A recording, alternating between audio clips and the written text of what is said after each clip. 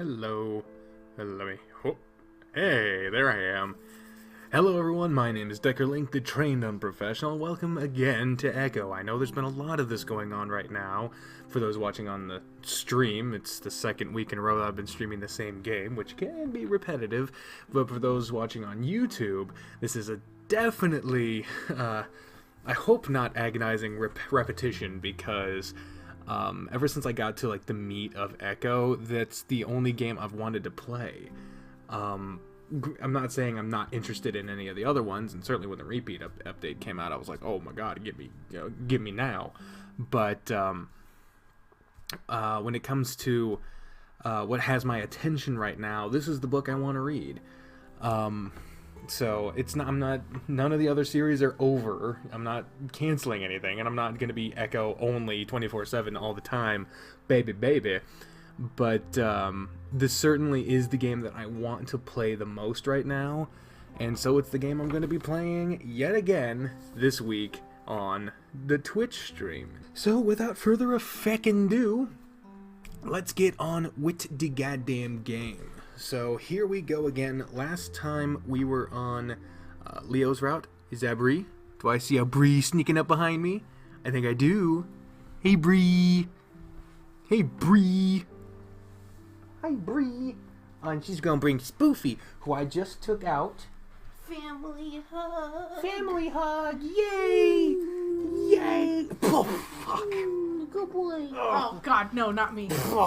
Slowly, I open my eyes and see the beige ceiling of Kudzu's trailer. I flick my eyes to the right and I see Kudzu there, but only his back. He seems frozen, like he's in a photo. He's not even breathing. I can't see the window very well from here, but from the small corner I do see, I see eyes.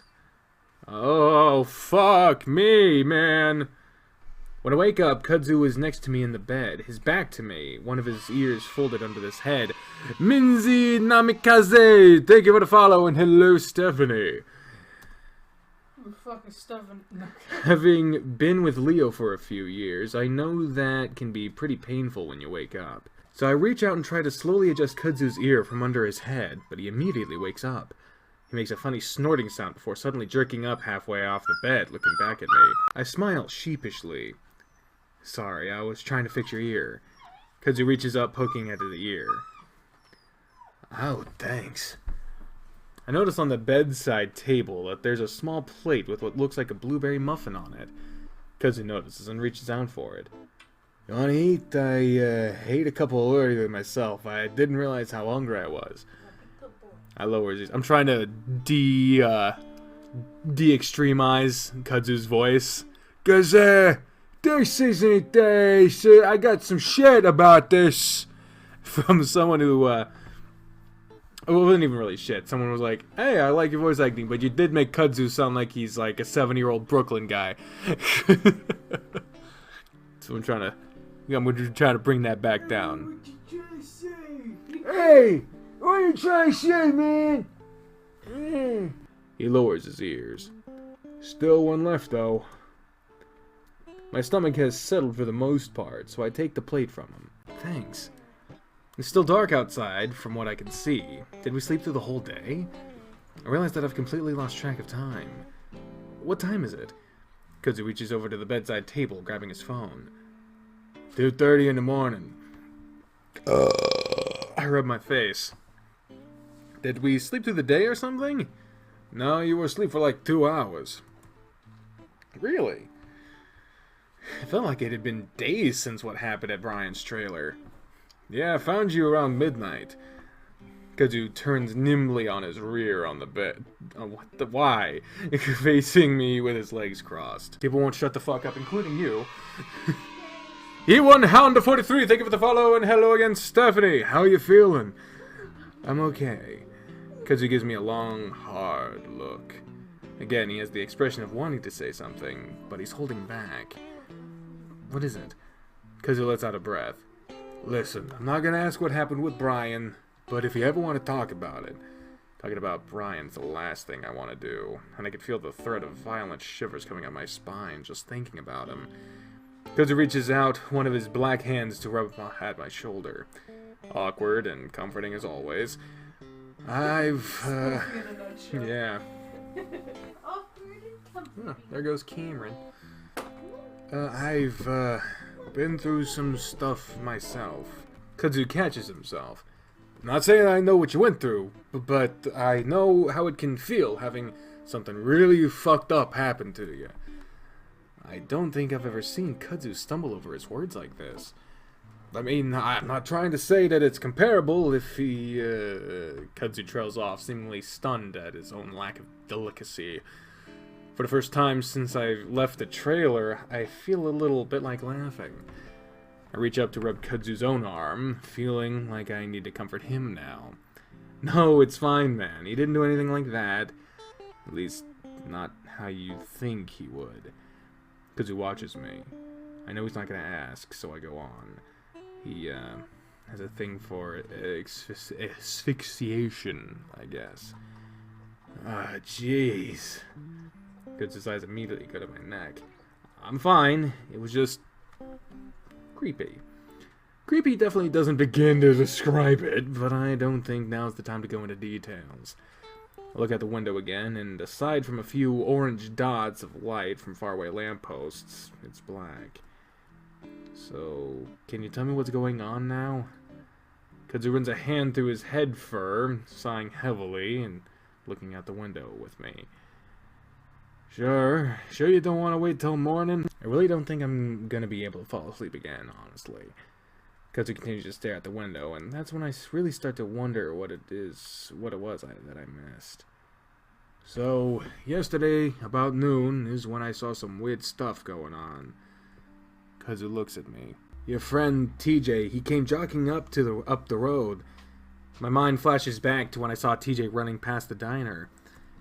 I hadn't had time to really figure out what he was doing before Duke barged in. He said someone was after him and that he needed to leave. He talked to you? Where is he? I feel the fur pricking up all over my body. The thought that TJ might be out there, somewhere in the chaos, is terrifying. How could someone like him survive that? I'm certainly doing a terrible job. I don't know. He asked me if I had a car, but I don't, so he kept on up the road. Up the road? There's nothing past Kudzu's trailer aside from Carl's house, and that's over a mile away. But Carl doesn't have a car anymore. Maybe he's just staying with the Ram. I hope that's the case. After he left, though, is when things really started going crazy. Kudzu shakes his head. You know Dale? Yeah? Dale's the only otter in town now that my family has left. Oh, now that my family has left. Sorry. He was walking up the road with a fucking shotgun, pointing it around and stuff. Is that out of the ordinary for Dale? I want to get back on the topic of TJ. If he went up the road, away from the town, we could still find him. But he was bleeding, had cuts on his leg, and his jeans were all ripped up. Oh. But he knocked on my door. I didn't open it, but he yelled through it saying there was a meeting in the center of town. What kind of meeting? A fucked up one, apparently. A racist meeting. Probably. Anyway, I went over to Leo's house to see if he was home. Then I saw the window. Kudzu rubs the back of his neck, his ears lowering. Obviously, I knew some bad shit had happened, but I had no way of knowing that. Hey, Bray! Someone on the internet said you're silly. Yep. Okay. You didn't see me dancing with Spoofy behind you. Oh, okay. Anyway, I went to the town center hoping I'd see you two there, but just getting there was crazy. Kudzu looks back at me. Jeremy's house was burning, and Janice's house looked like it had been broken into, too. Jeremy's house? That was Jenna's house. Didn't run into anyone until I got to the townhouse. This whole thing is just getting bigger and bigger. While I'd been in Brian's trailer for everything had been falling apart outside. But why? What's going on? Kudzu shakes his head. I still don't know that, even after they told me. Who? The older guys, Mark and the mayor, said something about this having happened before, that it was our turn or something. Our turn? What does that mean? Kazu shakes his head again. I don't know. They just said it happened to their grandparents and that we need to be ready. Or that we had to be ready. Ready? Did they tell us what to do? Said to pray. Is that all they told you? Basically. Acted like there was nothing we could do about it. And, Kazu pauses. What? They also said we can't leave and showed us a body. Kazu stops talking. I stare. Like a dead body? Oh, there's a bird on our porch. Said it just took a shit. Aw, so cute. Kazu swallows and nods. What is going on? I feel my voice rise in pitch, and Kazu puts up his hands as if he's trying to quiet me down. I don't know, but there were weird cuts on the body.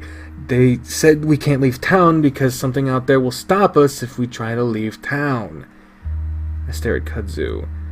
Like a serial killer or something? They wouldn't say. They acted like it's a monster. Well, then they're lying, right?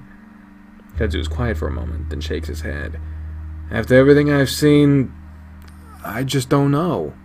Yes, welcome to the stream.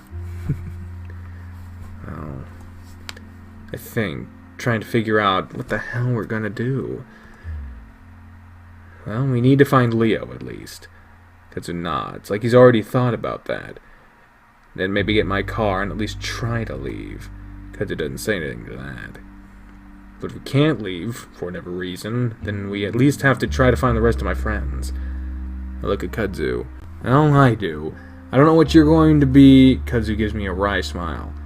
Well, I don't have anywhere else to go, aside from out of here. Besides, I owe it to Leo to get him out. I feel a warm rush of relief flow over me, knowing Kazu will be there with me. I don't think I'd be able to do any of this on my own. So we're gonna get Leo? Kazu nods. Well, lie him at least. You really should stay here. Get some more rest after what you went through. Of course I'd rather stay here and hide until Kazu comes back, but Leo tried to save me back at the diner. Risk his life to do it. After everything Leo had done for me, I owe him too. No, I'm gonna go with you. Kazu shakes his head. Let me try tilting this back a little bit. There we go. I don't think so. It'll make things easier if it's just me. Kazu shifts, looking towards the kitchen. Besides, I'll have Leo's gun with me in case something goes wrong. He was my boyfriend. I can't just sit here while you save him. Kazu pauses. Listen, I know Leo and what? Listen, I know Leo and I know he would never want me to bring you into something like this. Yeah, well, Leo not wanting me to do something never stopped me before. Getting defiant like this is making me feel better. Giving me purpose again.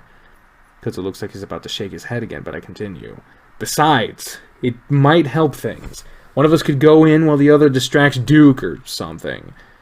Because it looks unsure, but I press my advantage. And if something goes wrong, one of us would be there to help the other. Kazu pulls at one of his whiskers. Maybe. If it's just Duke there. He might not even be there. He might be at Brian's trailer or somewhere else down around town. Kazu sighs and then looks me right in the eyes. Are you sure you want to do this? I'm not, but I nod anyway. Alright. Oh, Jesus. Oh, Jesus. I'm scared. We try to keep off the road in the brush on our way to Duke's house. Despite our situation, the biggest thing on my mind right now is ticks. Funny how the mind works. The faint sounds and yells coming from the town are more frequent now. Another pop comes from that direction.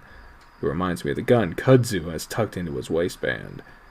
He's never used one before, and it took us a solid couple of minutes to decide if he even should stick it there. Another pop. I can't help but think that that's where the motel is, where Jenna might be. Here, though, not much is out of place aside from the smell of smoke on the breeze. That is until we come across a body hanging from a tree about 100 yards from Duke's house.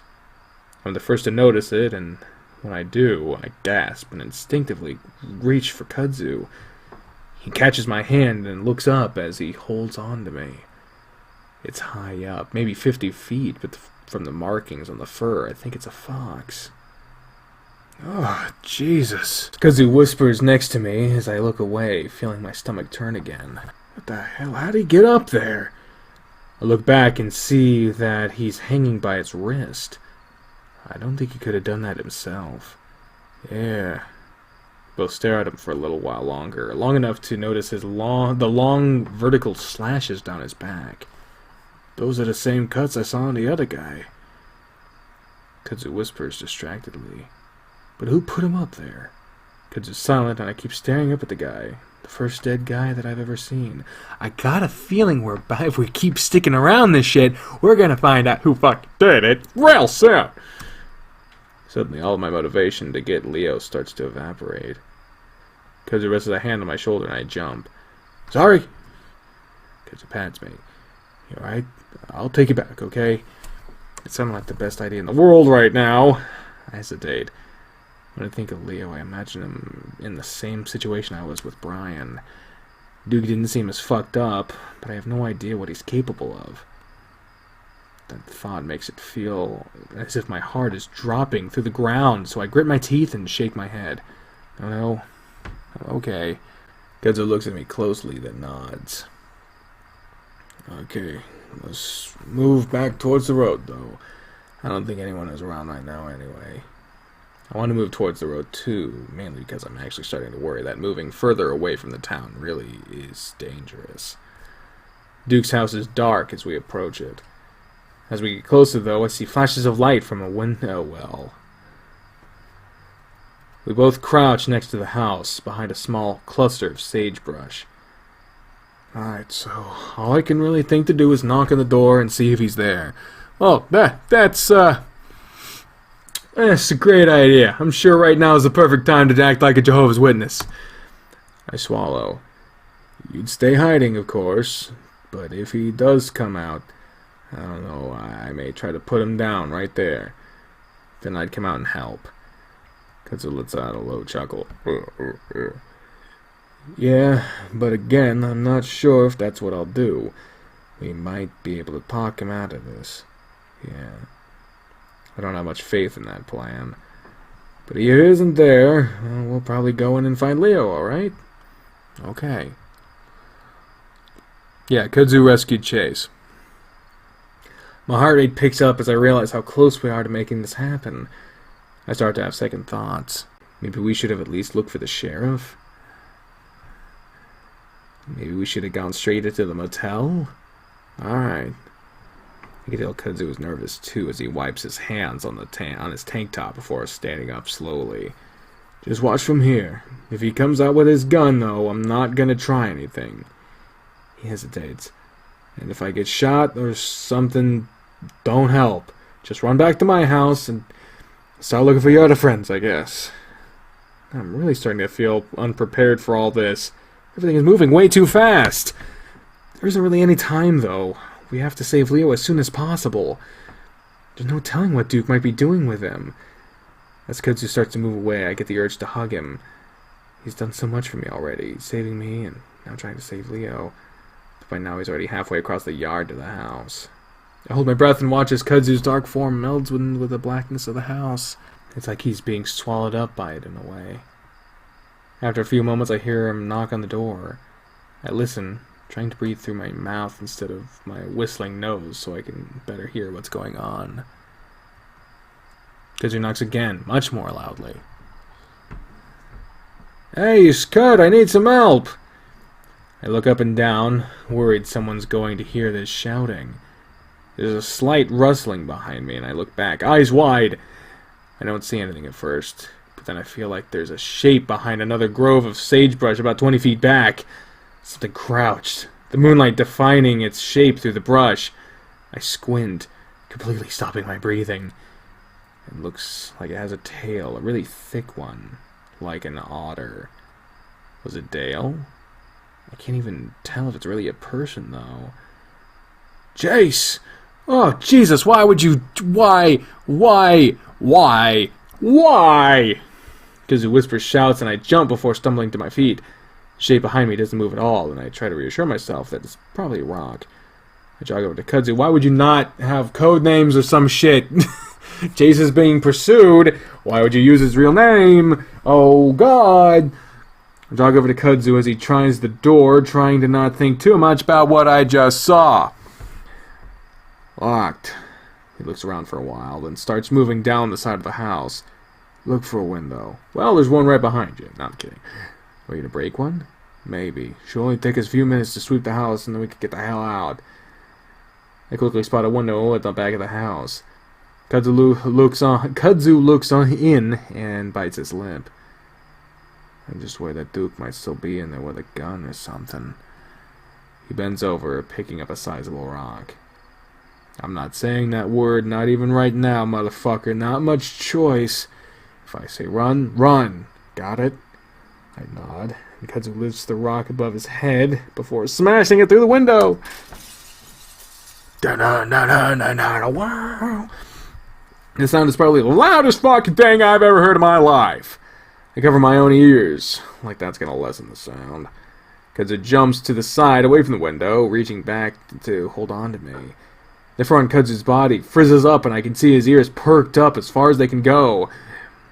Once the final tinkling of the glass subsides, we both listen. My ears are ringing, but the only other sound I can hear are the chirping of the crickets. Finally, Kudzu lets out a soft breath.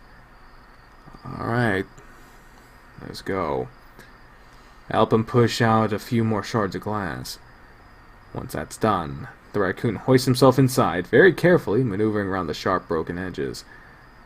He turns around and reaches out to me, helping me through in the same fashion. Ah, Jesus. Oh, God. Oh, I don't like this. I don't like this. Why are there lawn chairs in the living room? Even though I'm trying to be careful, when I bring my arm in, Jesus. He got cut. I grimace, the fiery pain taking the moment to really set in. You okay? He grabs my wrist so he can pull my arm up to examine it by the moonlight and sucks in a breath. Oh, fuck, I might need stitches for that. That's when I see the blood starting to ooze up from the fur. It's only about an inch long, but the amount of blood coming out is surprising. Damn it. I'll take care of it after we find Leo. I pull my arm away, despite Kudzu still trying to take a look at it. Alright, let's see if we can't find something to wrap it in.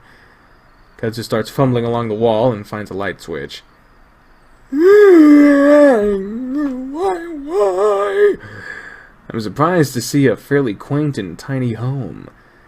Or tidy, I guess. Unlike Kudzu's trailer, though, there's barely anything in it. There's a single sofa and a very old-fashioned TV in what I presume is the living room. There's a fireplace and a few dirty-looking chairs on the other end of the room.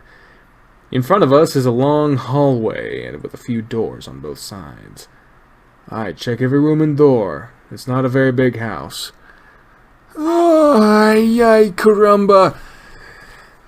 Kudzu sets off down the hall. Look for stairs. I feel like he'd be in the basement. As Kudzu goes into a room to the left, I peer into the one on the right. It looks like a bedroom with a single twin in the middle of the room. I take a few steps in, looking around and not seeing anything else. When I turn back around, I do see some picture frames hung up on the wall. Seems kind of odd for someone like Duke to have those up. In those pictures, I see a much younger Duke. Or at least a pre-meth Duke. Next to him was a female weasel. Her smile small compared to Duke's tooth-bearing grin. She's in the 3 other pictures next to that one, too. Weird. I wouldn't have thought anyone would want to be with Duke, especially someone as pretty as that weasel. Move on to the next room, and this one is completely empty, painted white. The next door down is the last one on the right side of the hall. This is the only door that's closed, and like the last room's walls, it's painted white. It's taller, and seems to be a bit thicker than the other doors. When I try the knob, it's locked. Yeah, I think this music's new too. Kudzu? I whisper, and Kudzu pokes his head out from the door just behind me. What's up? I point at the door in front of me. This one's locked. Kudzu stands in front of the door and presses his ear to it. I see his hand hover in front of the crack between the door and its frame. And then he reaches out to my hand and pulls it up to the same spot. He looks at me. You feel that? I'm about to say no, but that's when there's an incredibly cooler draft coming from within. It's kind of cold. The basement. I bet my ass that Leo's down there. Well, you better put your ass where your mouth is. That's weird. I swallow. Oh, God, why would you say that right after the mouth that... Oh, God. Should we try to break down the door or something? I don't... Kutsuzu suddenly perk up straight and his eyes widen. My fur bursts loud. What? That's when I hear it. The crunching of gravel. And you left the light on. Ah! Kutsuzu grabs my arm and starts pushing me back down the hall towards the back room with the broken window. At that moment, I hear the knob turn, and suddenly, my path changes direction as Kudzu steers me into a room on our left. It's one of the rooms I hadn't looked into myself, and I see that it's a storage room. Boxes are everywhere, and so is a bunch of junk. I guess that explains why all the other rooms are so spotless, and that he's not using his basement for storage. Kudzu looks around desperately for a moment, then pulls me behind a mound of boxes just as I hear the door swinging open. The problem ain't that he got away. God, that was a fucked up accent. Duke is practically screeching when he comes inside, as if he's been waiting to be indoors before he yelled. Underneath Duke's pattering feet on the wooden floor, I hear two loud "fuck" thumps, and I know immediately who's with him. My blood runs cold as my breathing seems to stop, worried that they'll be able to hear that. Yeah, time to hide now. Oh boy. If he's behind all this, he's gonna make things so much worse. I hear a non-committal grunt from the bear, and I shudder at the sound of his voice again. I feel a light touch on my back as Kudzu rests his hand there, trying to comfort me. What do you mean, huh? Why, you like the dreams you're having right now? 'Cause trust me, it's gonna get a hell of a lot worse. I hear a smacking sound, which I imagine is Duke's tiny hand trying to slap Ryan in the face. The fuck you staring at? Duke's grating, nasally voice echoes around the carpetless house. Your window? There's a moment of silence as I hear some shifting around, then suddenly I hear Duke's footsteps bustle down the hall. I duck more deeply behind the boxes as he passes the doorway to our room. Fuck, is someone fucking in here? Brian's lumbered down the hall, basically standing right in front of our room. I hear two more thumps and a bunch of rustling as Duke ineffectively beats at the bear's bulk. I feel like that's supposed to be Duke right there. Or, let's just go with it. Look, an idiot, they broke in! I hear a jingling of keys as Duke continues to shout. Check every fucking room! I'll bet they broke... I bet they broke through the basement window too! Fuck! Now that he says it, breaking through that basement window might have been a better idea. Looking between a crack in the boxes, I get a flash of the weasel walking past the door again. He's holding something long and shiny. I shrink back against the boxes, wondering how in the world I got here. As I stare at the ground, I also wonder if I'm about to have a heart attack. I focus on watching the blood seep from my arm, pooling on the wooden floor. Aw, shit, you're leaving a trail. God damn it. You should have just take your shirt off, fucking wrap that shit. 'Cause, you're leaving a trail now. Oh, hell, those are breadcrumbs in blood disguises. I hear a key go into a lock and the doorknob turn. I swear to God, if that wolf ain't down here, I'll blow your goddamn face off! Duke's voice fades away, accompanied by receding footsteps down the stairs. The heavy footfalls of Brian start to move around slowly towards the other end of the hall. Kudzu moves his hand up to my shoulder. I look at him and he holds a finger to his lips. Then he points in the direction of the broken window. I don't want to move at all. In fact, I'd rather sit here and just disappear into the floor. Somehow, though, I'm able to force myself to my feet as Kudzu tugs me up. We move very slowly to the doorway, and there Kudzu holds up a hand, making me pause. I watch his ears perk, flicking in the direction of Brian. My hearing probably isn't nearly as good as his, but I'm still able to pick up the bear's heavy, labored breathing. I hear some shuffling, then more heavy footsteps. Kudzu freezes as we both listen to the bear move back into the hallway, and then his footsteps fade away. I imagine he's moved into another room, and that's when Kudzu... Hey, Nick8211, thank you for the follow, and hello, Stephanie. Yeah, crap indeed, good God. I imagine he's moved into another room, and that's when Kudzu finally peers around the corner. I hold my breath, but Kudzu reaches back and grabs my wrist, pulling me out into the hallway. It's empty, and as quietly and quickly as we can, we move to the end of the hall and stand next to the broken window. Kudzu sticks one leg out of the window before balancing his entire weight on, but why would you have me? Why would you go out first? Entire weight on the hands that are resting on the bottom ledge. Like a gymnast, he moves the other leg out and quietly drops to the ground outside, his head narrowly missing the top ledge. I don't know if it's because he's a raccoon or an actual gymnast, but there's no way in hell I'm going to be able to do that. Kudzu's already reaching for me, though, his eyes wide with frantic worry. I can hear shuffling sounds behind me again, coming from one of the rooms. Oh, Jesus! Kudzu reaches out towards me, then suddenly waves his hand wildly in the direction of the room next to me. Heart pounding, I almost stumbled through the doorway into the room. Jesus, why would you go outside first, you fucking ape? This one... That was probably uncalled for. This one has a few chairs stacked up against the side of the wall and what looks like a closet door. Brian's footsteps thump down the hall again, and I almost gasp as I get a glimpse of his massive shadow through the doorway. But then it disappears as I hear footsteps move into the room right next to me. From just inside the room, I see Kudzu slowly pop up in front of the window, then motion frantically towards himself. My legs are like jelly, though, and I hesitate. And there's a raspy dragging sound in the room next to me that almost makes me jump. It's the sound of a cardboard box being slid across the floor. I hear Brian mumbling. Definitely not paint. Fuck!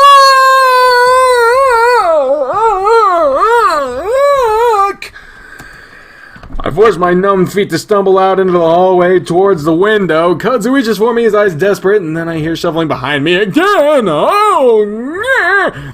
Why is he moving so fast now? Automatically, I step back into the room while Kudzu continues to beckon to himself.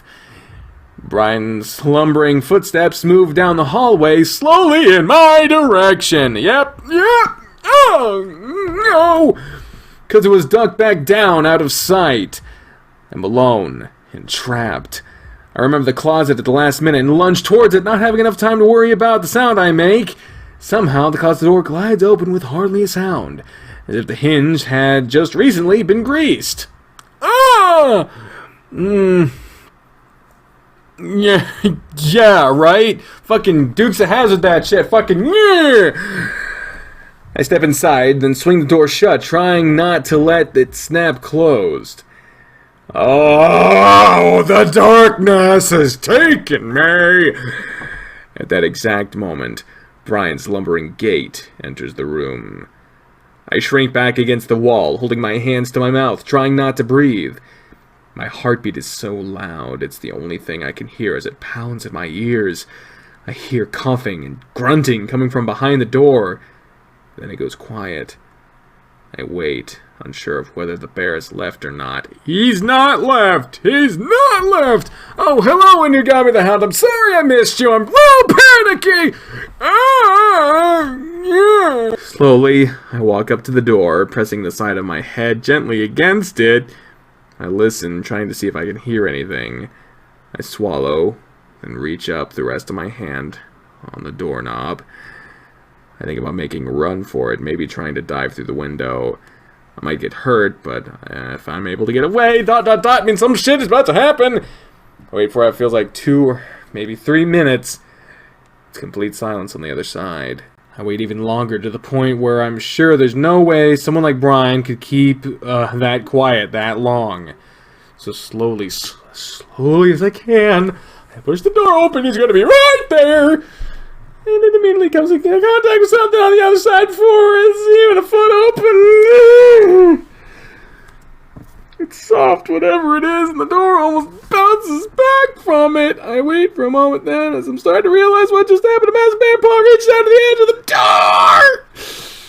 And the next half second, the door is ripped open, and I find myself facing Brian.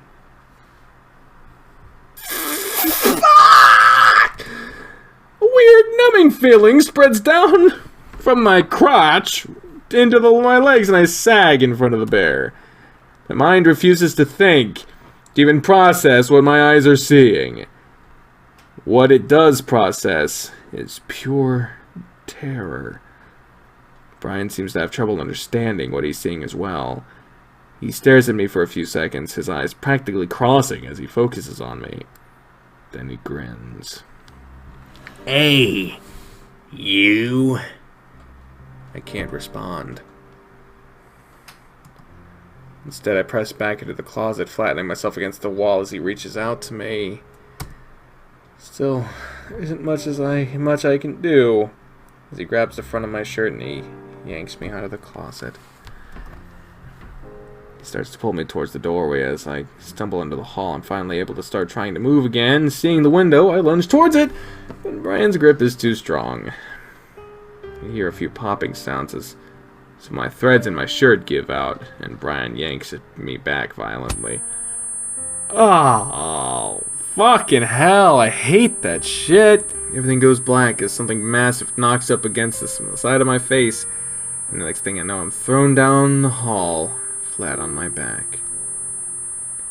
I'm staring up at the ceiling, watching it slide sideways above me, like it's painted onto a treadmill. My right foot is hiked into the air, and I realize that Brian's dragging me along the floor now, back towards the end of the hall. The fur of my back glides easily along the hard wood, my shirt scrunching up into my chest. Brian stops as he reaches the white door, pushing it open. Dizzily, I look up at the window, wondering if Kudzu is there, and if he can see me. I reach towards it, but that's when I'm being dragged again, and I land painfully on the first step. I gasp and turn sideways so that as Brian drags me clumsily down the rest of the steps, my spine isn't taking the rest of the corners. Right? Chef, fucking do something! It's dark and the air turns cool and musty. We finally reach the bottom of the steps, pain pulsing at various points of my body from the rough handling. Brian starts dragging me again, and I finally realize that he's gonna have me trapped again. He'll do whatever his sick mind thinks up, and there won't be anyone there to stop him.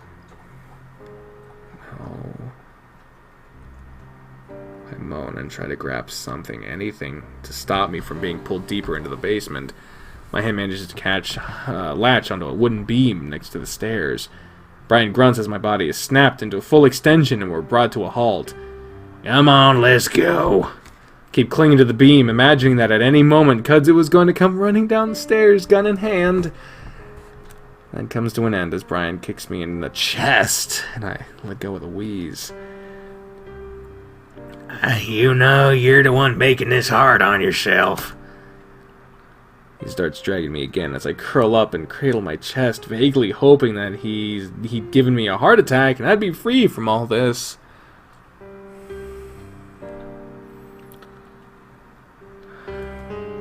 I swear to God, if you're lying to me, Leo, I'm gonna paint the ceiling with your fucking brains. Why am I still here if someone came in to save me then? The sound of Leo's voice has me snapping my eyes open again. While it isn't quite as heartening as Kudzu barging in with a weapon, it's definitely relieving to hear his voice again. Whoa! Okay, I thought those were toys for a second. Some of them are toys, but it's mainly I see they got their stock of what looks like beer up at the top. Whoever built these shelves, they fucked up, man. It's probably built into the wall. I don't know. I'm dragged through another doorway into a brightly lit room, the fluorescent light buzzing overhead. As I come to a stop on the cement floor, the room goes quiet, and I squint against the sudden light. The walls on all sides are covered in shelves that are filled with silver tins and soup cans. A storage room of some kind.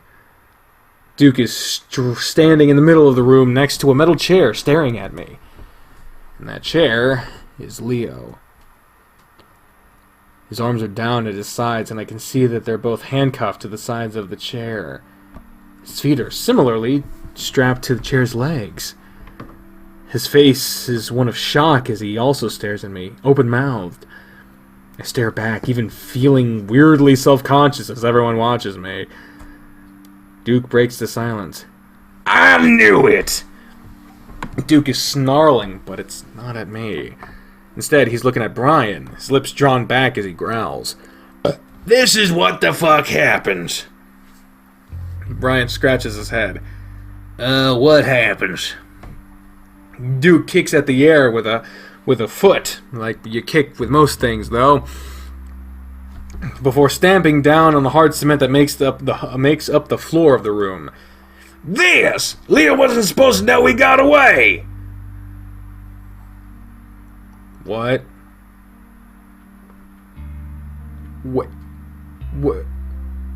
What? That's a weird... Well, I caught him, so what's the difference? Duke lunges at Brian, swinging his arms a few times to beat his fist uselessly against the bear's bulk. Brian flinches back anyway, letting go of my foot. Leo's still staring down at me, mouth slightly less open, and I have no idea what's going on in his mind right now. I suddenly realize how stupid I was to come here with kudzu. Sure, saving Leo as soon as possible was important, but when I thought we could have done it alone. I should be in my car right now, halfway to Peyton, 20 minutes away from the cops. Instead, I'm in Duke's basement, about to be murdered. I slowly sit up as Duke seems to finish his beating of Brian. Gasping, he turns to me. Fuck, well, if you're here, I guess we'll just have to make use of you. He waves his hand loosely between me and Brian. Pick him up. Wait a second, just shut up. Brian picks me up roughly, almost encircling my chest with his hands alone as he pins my arms to my sides. He holds me in front of Leo, and Duke stands to the side between us. It's only now that I notice the puffiness in Leo's left eye, some crusted blood near the brow, with some more coming from his lower lip. It's not terrible, but it's been clear he's been hit a few times. As I watch him, I can see the fear in his eyes reflected back at me. That alone almost scares me more than the situation we're in. Not smirking anymore, are you? Duke bares his teeth in Leo's direction. Been trying to wipe it off your face this whole time. Turns out this is all I needed to do it. Duke gestures at me. You little fuck otter, huh? Leo closes his eyes and shakes his head. Why are you here? He mumbles it almost to himself. Duke leans closer to the wolf. Why didn't you run if you got away? Leo opens his eyes, and he's looking straight at me. I didn't know if he expects me to answer, but the look of defeat on his face makes me feel like I have to. We wanted to save you. We didn't know where you were, what was happening. Duke suddenly leans away from Leo and towards me, his eyes narrowed. We? Who's we? I feel my stomach drop as I realize what I've just done. Fuck. I mean, all of us. I saw some of my friends out there before I came here, but I'm alone. Duke studies me closely. Was there anyone else up there, Brian? Brian is sulking behind me, letting go of my shoulder occasionally to rub at his chin. Didn't see nobody except this outer. Duke looks up at the ceiling, like he's listening for footsteps or something. Duke. Duke snaps his attention back to Leo, and I notice his face is practically dancing with twitches and ticks. This is crazy. Leo enunciates each word through gritted teeth, his muzzle lowering so that he's looking up at Duke eye to eye. Look at this. Look at everything you've done. It makes no sense. Duke lets out a high-pitched laugh. Crazy? You know what's crazy? Duke gestures at me again. Ask him what he saw out there. Duke turns to face me, swinging his hand from me to Leo. Go on, tell him. He doesn't believe me. The corner of Duke's eye seems to have a mind of its own, like it's some kind of living creature under the surface, writhing around. Was it a little crazy? I stare at Duke, entranced, until Brian gives me a quick jerk. I saw a body, and there was gunshots. Duke giggles. And that ain't the half of it. Houses of fire. People eating each other. You think I'm crazy for shooting Janice, but if you knew... But how the hell are we supposed to know why that is? Leo leans forward as far as the bonds let him, eyes wide, almost pleading with Duke. This started when you got here. Duke lowers his voice dangerously, leaning back towards Leo. That doesn't mean shit. Leo speaks haltingly back at the weasel. Does this? Duke suddenly pulls out the gun from his waistband of his pants and points it straight at my face. I'm talking quietly because Bree is on the phone. I'm barely able to comprehend it before Brian jumps to the side with me, out of the way of the gun. Fucking Christ, dude, don't point it at me! Go down here so you can see me a little better. Leo almost stands up on his toes, with the chair still attached to his body for a bristle battle with his body. Duke's lowered the gun, though, still wanting Leo. Leo slumps back in the chair, trembling. Just stop, Duke, I don't know anything! Duke stares for a moment, the wolf frowning. Then looks down at his gun as if contemplating something. Slowly, he looks back at me, then points the gun at Leo's head. My heart jumps into my throat, and Brian has to hold on to me as I try to hold out my hands. Wait, what are you doing? Maybe it is just you, Otter. What? It's you I was seeing before you got here, and it was you I saw sneaking around at night. What the hell are you talking about? I feel myself start to panic as I see Duke's finger tighten up around the trigger. I don't know what's happening! He's doing his best to keep his head out of the line of fire, leaning his head back as far as to the side as he can. Duke doesn't seem to be paying attention to him, though, instead keeping his eyes on me. Just explain to me why you think it's me. Maybe I can help. It seems to get some sort of reaction out of Duke as he lowers the gun just a bit. The problem now, though, is that it's pointed at Leo's chest, and there's no way he can dodge that. Duke is studying me closely as if he's trying to figure out what to say. You know, this has happened before. My mind races. The mass hysteria thing? Like 100 years ago? Yeah, that's right. See, how do you know that? He looks me closely at me, but I'm relieved as he finally takes the gun away from Leo to be pointed at the ground. I did some research before coming here. I'm doing a news story on Echo for school. Duke is still eyeing me suspiciously. So you know about the murder? I tried to think back on my research about what exactly happened. It was a while ago now, but I planned to fill in the gaps when I got back to Pueblo! Kind of. It happened in the mine. Yeah, it did. And then people went nuts. I wait, but Duke doesn't go on, filling the air with awkward silence. I can see Leo's head looking back and forth, probably trying to come up with a way to get out of this. I hope he's figuring something out. Oh, buddy. I hope he's figuring something out, because I have no idea what we're doing. What? Spoofy, what's going on? You want to see Spoof? Let's see Spoof. Here he is, right there. He's a spoof. Hey, Spoof, say hi to the camera. Yeah, he don't give a fuck. I hope he's figuring something out, because I have no idea what we're gonna do, how we're gonna do that. But do you know why? I'm trying to sift through Duke's psyche to figure out why he thinks it might be related to Leo and I. Duke's breathing has leveled off, and with his calmness, there's a feeling that we've managed to ride out the storm. My grandpappy lived through it all and stayed in the town after. Oh? I notice Leo's not looking around anymore. Instead, his eyes are trained on the door behind me and slightly to my right. I want to look back, but Duke seems distracted right now, so I try to keep him engaged. Yeah, it happens weeks after the body was found. Sort of built up until all hell broke loose.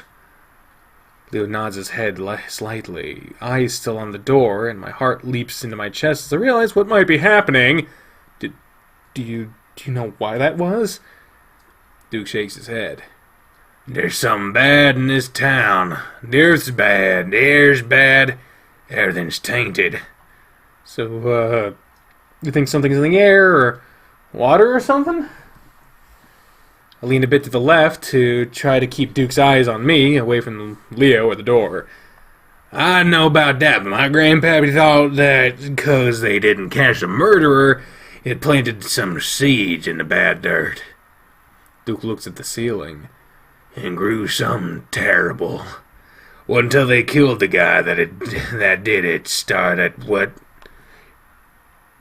Oh, wasn't until they killed the guy that did it that it stopped. That's news to me. I didn't read anywhere that the murderer had been caught. Duke looks back down at me. So I don't know what it is, if it's murder or guilt or not catching someone that did wrong. I hear the softest sound of a footpad against the floor behind me and pray that none of the others did. But it started when you got here. So you gotta forgive me for wondering if one of you did something bad. Duke starts to raise the gun again. And brought that guilt back to this poison land to grow the seeds again. Duke doesn't sound like himself at all. Not even his recently crazed self. Still, though, I don't want to admit it, I start to have an idea of what Duke might be getting at. Oh, this all fits into our history. What was that kid's name a while back? That died in the lake. Oh! Oh! It's TJ. Or maybe it's all of us because we're all guilty about it.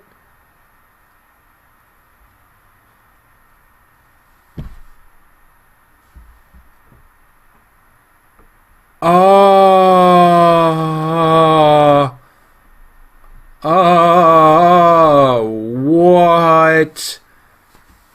Oh my God. He wasn't murdered. You sure about that? Yes. But I'm not, am I? I swallowed hard, aware that some of the pieces don't fit, despite how disturbing the implications are. But that was years ago. Why didn't it start then? Why now? Duke shrugs. Maybe you wasn't guilty till now. Maybe kids don't understand what they done. Maybe it's 'cause you left, and it made it angry. But he wasn't murdered. You see it happen? No, but the person that did wouldn't ever do that.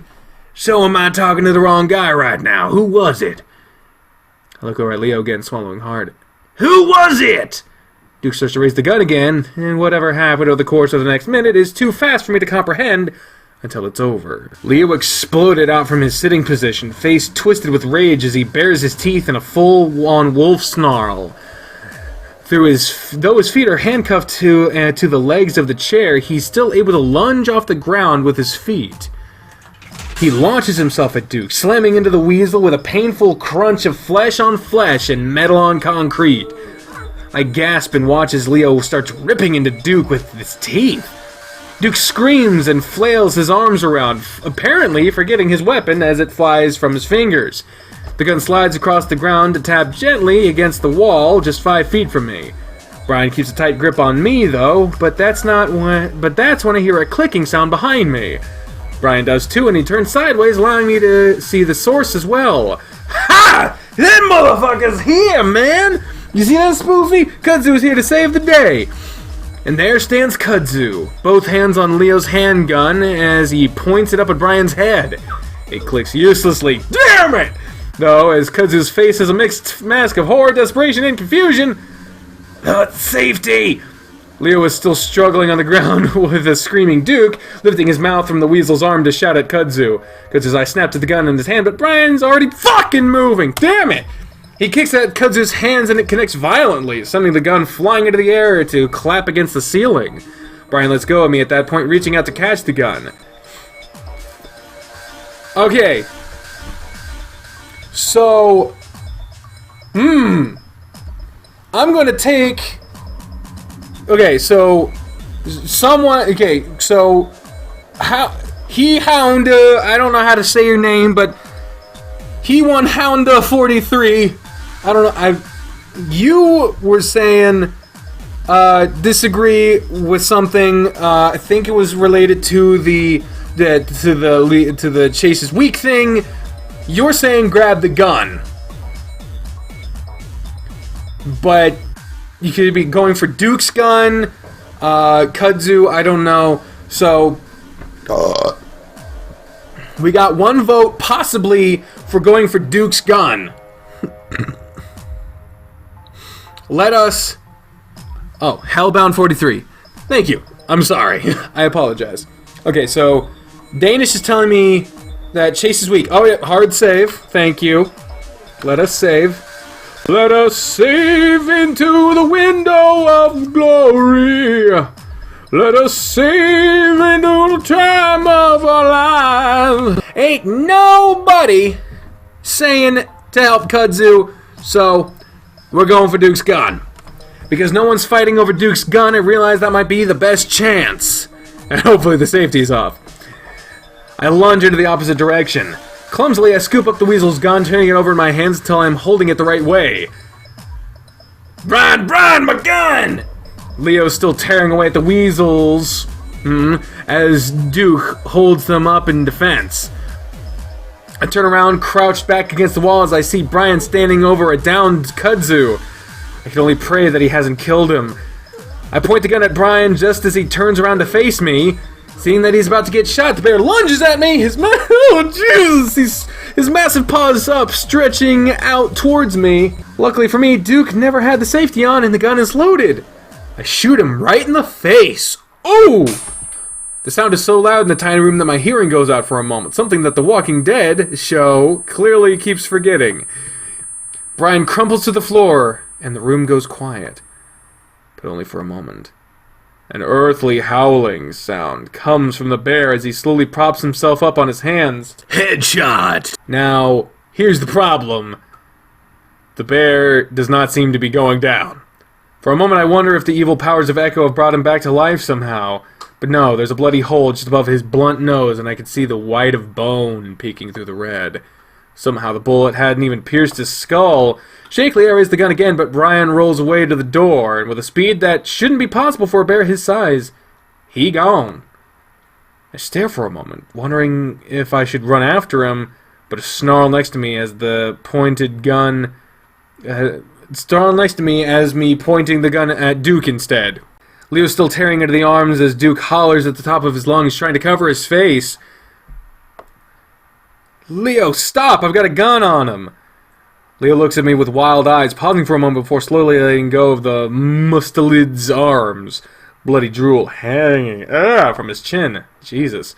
Try to ignore that and keep the gun trained on Duke's head as Leo flops to the side of his chair. After seeing how little the bullet had affected Brian, I'm not so confident that it'll do much damage to Duke. Maybe bears have thicker skulls, but I'm more worried if the gun is just shit. Duke doesn't move, though, as he lays back against the concrete, eyes closed, gasping for breath. His arms are at his sides, both of them leaking blood into the ground. Leo really did a number on them. He definitely needs to go to the hospital. A hand touches my shoulder and I jump! I look back and see that it's Kudzu. Oh, thank God he's fine. Sorry, you okay? Leo's gun hangs loosely from one of his hands. Kudzu, you fucking saved our lives! I grin at him and almost sob with relief. I want to hug him, but I have to keep the gun on Duke. Of course. I'm sorry I didn't stop him when he took you. I wasn't sure what to do. He touches my shoulder again and I can feel him trembling. Don't worry about it. We're okay now. Can someone get me out of these handcuffs, please? The arms are fucking killing me. Killing you? You ripped mine apart! A point, apparently. Duke is practically sobbing now, curling up on his side to hold his arms to his chest. Fuck you, asshole! He spits at him as he tries to adjust his position on the floor. Where are the keys, Duke? Duke takes in a shuddering breath and holds it in for a few seconds before answering. Right pocket. Oh, no, shit. Right pocket. Kudzu walks over and kneels next to the weasel, sifting through his pocket. Keep an eye on the door, Chase, in case Blubber Gut comes back. Try to angle myself so I can keep an eye on both the door and Duke, even though I'm pretty sure that the latter is through at this point. Kudzu pulls out a small metal key before moving over to Leo, fumbling around for a good while before his handcuffs finally drop to the ground. Leo kneels there for a moment, wriggling wringing out his wrists. You okay? He smiles at me. I'm a little sore, but I think I'll be alright. He gets unsteadily to his feet, taking a pair of handcuffs with him, before bending quickly to give me a kiss on the forehead. I'm so happy you're okay, Chase. And thank you, Kudzu. He slaps the raccoon on the back before turning his attention to the weasel. Duke notices and quickly curls up tighter. I was just trying to help everyone, yeah! Leo grabs him by the bloodied arms, before yanking him violently to his feet. The weasel screams double as the wolf twists those arms around behind his back, handcuffing them. Why the hell do you have so many handcuffs anyway? Duke starts stopping again until Leo whips him around and slaps him across the face. Goddamn! Duke sways, stunned by the power of the blow, before Leo brings his hand back and hits him on the other cheek. Damn! Shut the fuck up, Leo. Leo ignore Kudzu as he pulls the chair back up and throws Duke into it so violently it almost tips over. Please, I'm sorry. I just want to help. Duke cowers as Leo raises his hand again. I realize how tightly I'm holding onto the gun, and though I'm pointing it at the ground now, I'm sure to take my finger off the trigger. While Leo's violence is a little disturbing, it's almost comforting to have him throw his weight around after how the weasel had treated us. Kudzu, on the other hand, doesn't look comforted at all. He's still trembling from the earlier fight, and he's pulling at the fur on his chin as he watches Leo. Careful, Leo. Just take him to the cops or something. Kudzu looks over his shoulder at the door. Going to Peyton was probably a better idea. Now that I realize how messed up everyone is. Yeah. I mean, if that monster is all they're talking about isn't real, would have been better to risk that than to get involved with these idiots. I hadn't even thought about the supposed thing keeping everyone from leaving town. It seems silly now that we'd let a stupid story like that keep us here. Ha ha, that's probably true. He doesn't seem to be listening. You're a fucking lunatic, Duke. Why shouldn't I just kill you right now? Leo! He looks over his shoulder at us, finally shaking his head at Kudzu conspiratorially. Kudzu goes silent as Leo goes back to staring down the weasel. Now explain to us what the hell's going on. Yeah, let's stay on the same spot. All the crazy people know we could be, because they're probably going to fucking ask Brian about it. Leo leans in closer with his bloody muzzle, and Duke cringes back. Tell the truth, and maybe I'll let you go. Leo glances at me. I won't kill you, at least. He's trying to make it clear to me that he's just trying to scare Duke. At least that's what I hope he's doing. I already explained! Duke's eyes dart back and forth between us. The way he's kicking his feet around with a high-pitched, whiny voice makes me think of a child. A really ugly, malnourished child. I still feel a little bad for him, though. Remind me, because I was a little fucking distracted. Kudzu sidles up next to me and sets a hand on my shoulder. You want to watch the door? I touch hand in acknowledgement and turn around to face the door. I don't really think Brian's going to be coming back, though.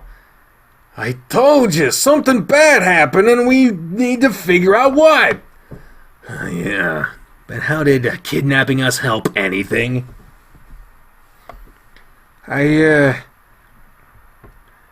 Duke sighs deeply, and I glance over my shoulder to see him slumping in defeat.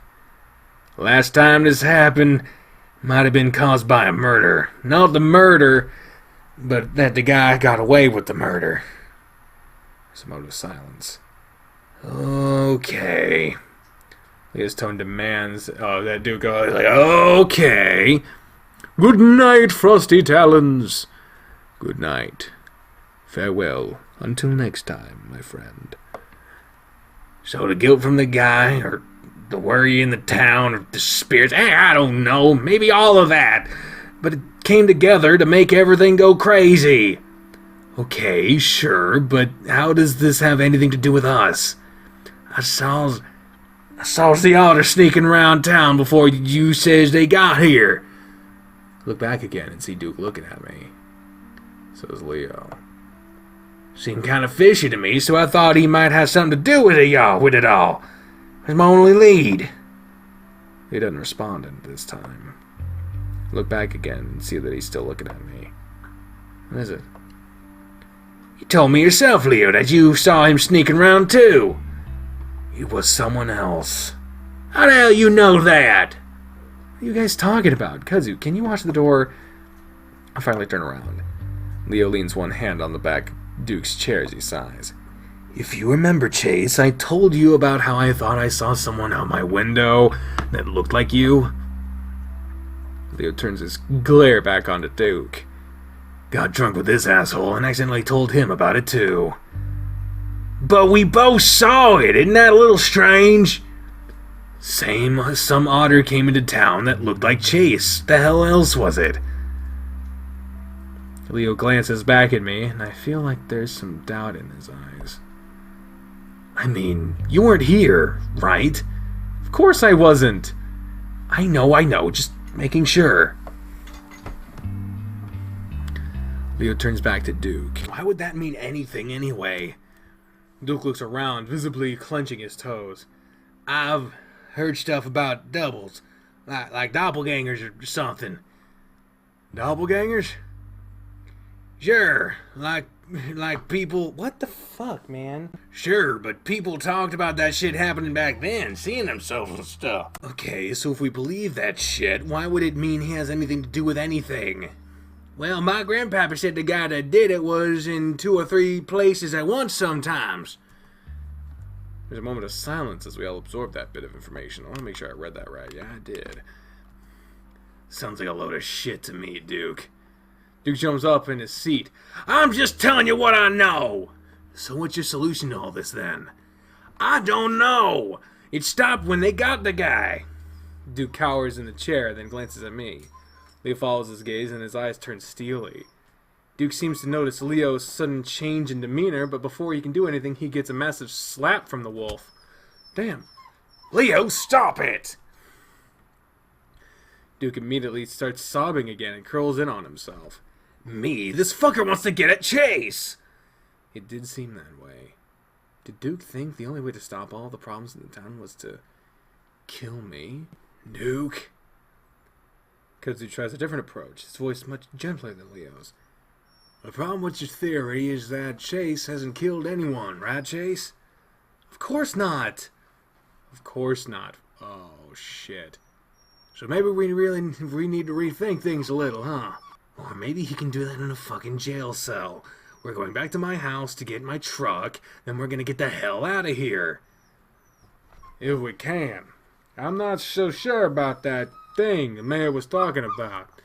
What thing?